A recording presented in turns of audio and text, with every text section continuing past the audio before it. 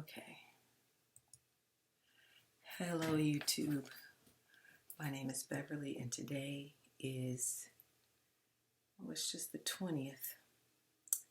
I thought yesterday was the 20th, but today is Friday the 20th, 2000, Friday, August the 20th, 2021.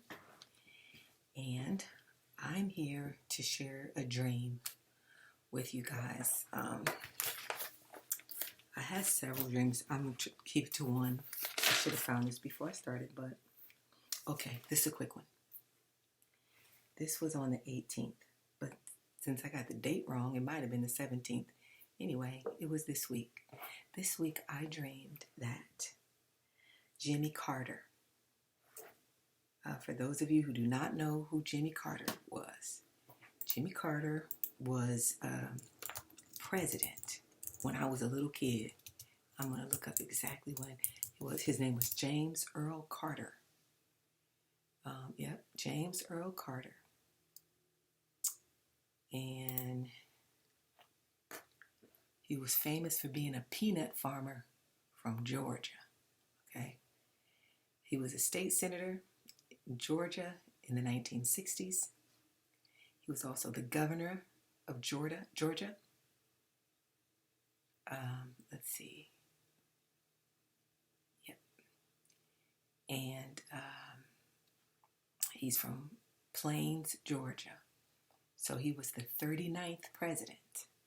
So as you know, we are on unbelievably, the 46th president.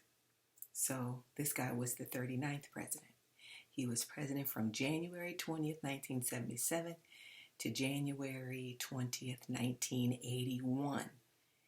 And Ronald Reagan, he ran against Ronald Reagan in 1980. They had an election in 1980. I was a child. I would have turned 12 in 1980. I remember specifically my grandmother discussing with whoever was around the fact that they believed that it was a turning point, the election of Ronald Reagan. They felt like he was like the Antichrist or ushering in that time. I remember her saying that, and it was just such a horrible thing that he won. They felt it was terrible. They were very much for Jimmy Carter to win. But as it turns out, Jimmy Carter was the country's first true modern socialist. And according to conspiracy buffs, which that's nothing that I sneeze at, he was handpicked to be the president by the powers that be, because he was very weak and because he was emotionally unstable. He'd had nervous breakdowns or something like that. Anyhow, he was a Democrat. Like I said, he was the former Georgia state senator and Georgia governor, and he was elected as the 39th president of the United States, and he took office in 1977. And in my opinion, when the Bible talks about in Revelation chapter, I believe it's chapter 17, where it talks about, let me see if I can find it, where it talks about those 7 kings, how the horns on the beast, or the heads of the beast, are 7 kings. 7 heads and 10 horns, the heads of the beast. I believe that he was the first one, if you count the U.S. presidents back from Obama, back from Donald Trump. There's 7, and you stopped at Jimmy Carter. The reason why Biden doesn't count is because in dreams that I had, I can't remember if it was before or after Biden won, or if he was running, he was still running. It was Biden. In my dreams, Barack Obama and Joe Biden were interchangeable. At every vote when he was campaigning with him, every single vote, they weren't votes for Biden, they were votes based off of Obama. And had many, many dreams that he was coming back. I think other people have too. You can't really look those dreams up anymore. If you put in a YouTube search, my Obama dream, you're going to get nothing but propaganda. You're not going to get anything but pro-Obama propaganda, because YouTube is now nothing more than a platform to justify the Antichrist, the beast, the spirit, and the attitudes that go right along with that. Anyway, so in Revelation, I believe it's chapter 17, I'm going to go there. It says, I'm going to try to speak up, but it's not even 6 in the morning here yet. Okay, so Revelation chapter 17, verse 9 says, "And here is the mind that which hath wisdom. The 7 heads are 7 mountains on which the woman sitteth, and there are 7 kings. 5 are fallen, and 1 is, and the other is not yet come. When he cometh, he must continue a short space. And the beast that was and is not, even he is the 8th, and is of the 7, and goeth into perdition." So like I said, if you count back from Trump to Jimmy Carter, that's 7, and Obama being the 8th, and one of the 7 comes back and becomes president again. That occurred to me first in the summer of 2016. I had a video about it, but it's gone with my other channel that was taken down. YouTube took down my channel. So 7 years worth of videos, dreams, visions, and words gone. But praise God, give him glory for everything. So yeah, without going into all of that, I'll read the dream. Jimmy Carter, just to make sure everybody knows who he was. That's who he was. He was president. He's a very liberal Democrat. Probably the most liberal Democrat since FDR, Franklin Delano Roosevelt. Now, certainly he was a socialist and a communist as well. So this guy, Jimmy Carter, extremely weak. I mean, he didn't win re-election. He got stomped in the ground by Ronald Reagan. He took over for a president that was not elected, and that was Gerald Ford. Gerald Ford was maneuvered into office by the takedown of Richard Nixon. And Richard Nixon was absolutely set up because he was an anti-communist. He was a conservative Republican. And not without corruption, but he certainly was a patriot of this country, believing in sovereign borders. But anyway, so he was taken out of the way, and Gerald Ford became president because something happened. Oh yeah, he was Nixon's, I think he was Nixon's vice president. Let me make sure. Yep. He was in the House of Representatives. He was let me see. Yep, he was the vice president to Richard Nixon, but he was not elected with Richard Nixon. I believe that, it was Spiro Agnew, which was a name that I had only heard as a child. I was very young, didn't really know anything about politics at that time. So So Spiro Agnew was actually the running mate of Richard Nixon. And this is crazy. This is crazy. So Richard Nixon got forced out of office by some really trumped up stuff. Now, it was some stuff he actually did, but it was still a setup so that communism could keep rolling. And they could begin to turn the minds of the Americans over to pro-communism.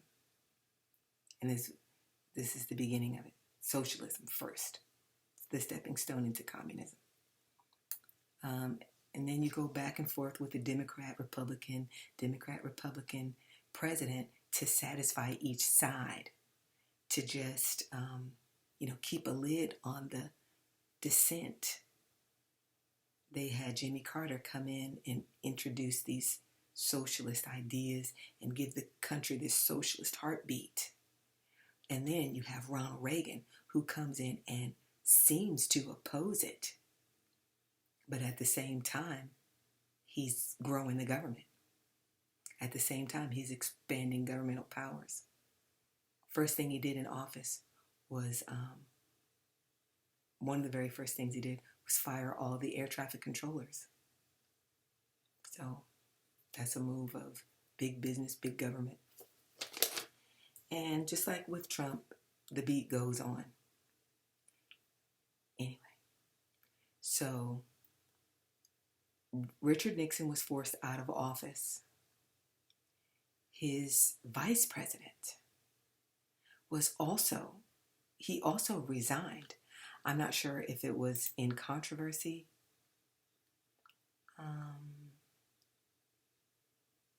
Let's see. Why did he resign? Oh, he was under investigation. He was under investigation, suspicion of some garbage, some stuff that politicians do all the time. But these two men were targeted, Richard Nixon and his vice president. So they got rid of the vice president. And when Richard Nixon was forced to resign, normally your vice president is going to take your place. But they'd already gotten rid of him so that Gerald Ford was waiting in the wings. And he was also handpicked to further the moving forward of the New World Order agenda and the takedown and takeover of America. So Gerald Ford was never actually on any ballot to be president.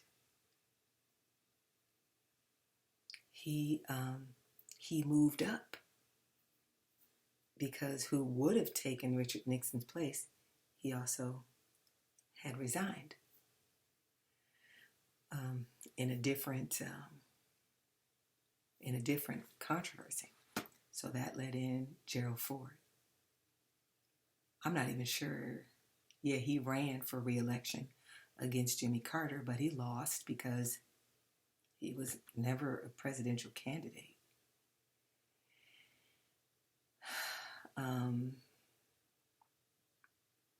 So he served almost basically a full term. And guess who his vice president was? Nelson Rockefeller. You think he wasn't handpicked?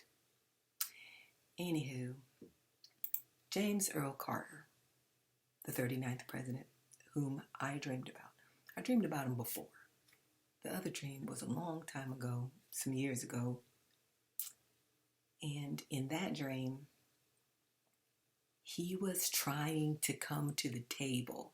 He was trying to come to the political table, to the political arena as an elder statesman.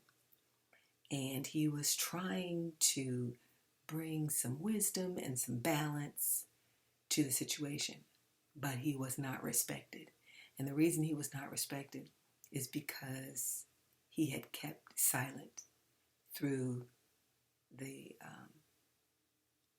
critical demise of the country at that time, that when I dreamed that. You know, the country's been falling apart for decades now, and we haven't heard anything. from this guy, Jimmy Carter. So then at that time when I dreamed that he wanted to sit down and be a voice of wisdom and wise counsel and all that stuff, but he had, from what I can remember, he had kept silent during critical moments in our history out of cowardice, out of not wanting to be a controversial figure. Because like I say, he's a very weak man. He's a very weak man. He's kind of like a typical Democrat. They gotta pretend to be this party of equity, equality, at all costs. So all things are not equal. All things are not equal. So we can't make them equal. Men and women are equal in the spirit. They're equal in Christ. But on the earth, there are marked differences between a man and a woman. There's some things that a man is better suited for, some things that a woman is better suited for. And if we ignore that as a society, we're headed in the muck. And if you think that a little boy is interchangeable with a little girl and that he can choose his sexual disposition or his gender disposition, you're a society that is just riddled in confusion. So that was the first dream I had about him. Now, on somewhere around August the 18th, I could have had the date wrong, I dreamed that Jimmy Carter said this. This is what he said. Obama is just exactly what this country needs. He came onto the public stage and made that statement. As now, he is the oldest still living president, former president of the United States. So he would be viewed as the elder statesman. And most people at this point don't remember his presidency. So that's what he said. He said, Obama is just exactly what this country needs. Talking about at a time such as this. Talking about at a time such as this of crisis. And he was president himself during some horrible crises. Horrible crises. There was the energy crisis, the gas. I believe it was during his pregnancy when, the gas lines were just wrapped around and down the street. Gas shortages. Inflation, that was the first time when, that's when inflation took a run that way. And we haven't kept up with it since. It's the Panama Canal, the controversy regarding the Panama Canal. Well, it wasn't really controversy, but it was turned back over to the country of Panama. He was, in the Middle East with the Camp David Accords. Camp David, where he was seen as this figure to come and bring the two Middle Eastern sides, the Palestinians and the Israelis together, trying to negotiate peace there. Like I said, he was nothing. He was a pawn. So also there was another crisis. The Cold War was going on. There was the Iran hostage crisis, which I'm talking about every single day on the news. I'm talking about every single day. This is day 174. Next day, this is day 175 of the Iran hostage crisis. It was just sickening. All kinds of just upheaval during his presidency. And he really appeared to fumble it all, which is the media can make you look like you got everything under control, or they can make you look like a buffoon. Especially with all these engineered crises, which is what they were, what they always are. So he his real, oh yeah, there was the 1980 Olympics also during his presidency, where Russia and other Soviet bloc countries boycotted the Olympics. They did not come, and I believe they were in Los Angeles that year. No. Where were they? They were, we boycotted the 1980 Olympics. And then I think they turned around and boycotted the Olympics when we had them in the United States, which I think was like 84, like the next year. So the Summer Olympics, we did not go. Yeah. So it was just a mess. And also, ironically, that year there was an invasion of Afghanistan. It was an invasion of Afghanistan, and it was a huge signal of distress and seeming to be a very ominous sign. Even people recognizing it as the Middle East. I mean, it was the end times and stuff like that.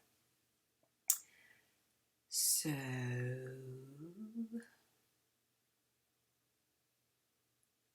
okay.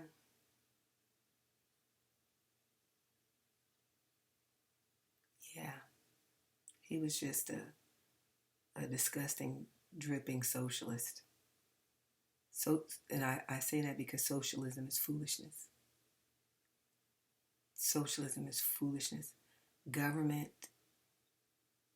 and a secular government at that, as a caretaker, is blind wishful thinking. This is set up. Let me see.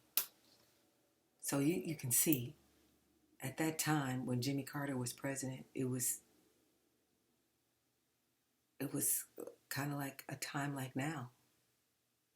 Very, very just upheaval. Just everything was just a mess. Everything was just a mess. And then you had this guy, Ronald Reagan. He literally comes galloping in off of his cowboy movies and is an actor down to his socks, with a witch by his side, with a literal witch by his side. His second wife, Nancy, and he was also one of the first divorced presidents too, if not the first divorced president. Let me see.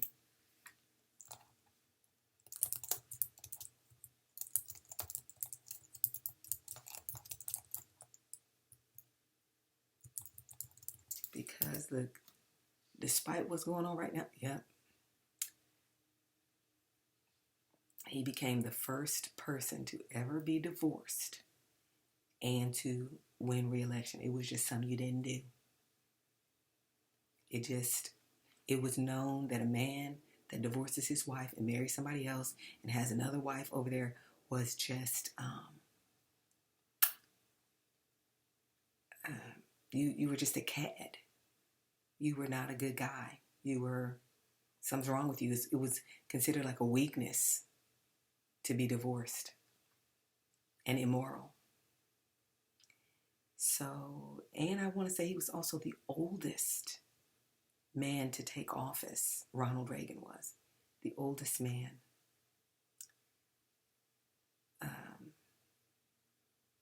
So Donald Trump was the next one to be divorced.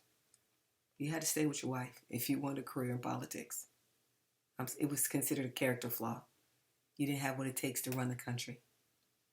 And even in the church, a man doesn't run his house. You can't run anything else. So people are going to say, oh, things happen. Yep, things happen. But we're not putting you in charge. Okay. So anyway, not saying that all those people who stayed together had great marriages, but for better or for worse, right? Now, by all means, if somebody's choking you out and you don't want to stay, I'm with you. I understand. So that's all I wanted to share.